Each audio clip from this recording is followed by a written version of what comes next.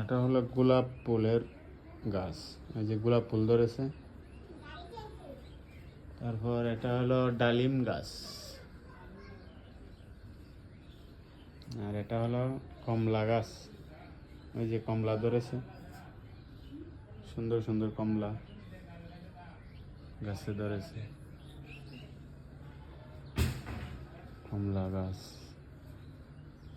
এটা হলো আম গাছ, আম ধরেছিল, এটাতে আম পাইরে ওরা খাইছে। এটা ফেফে গাছ, এটা পেয়ারা গাছ, আবার ফেফে। এটা লেসু গাছ, মরিচ গাছ।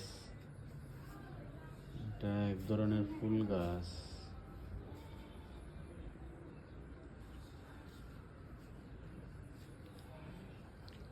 বাড়ির সামনে ছোট একটি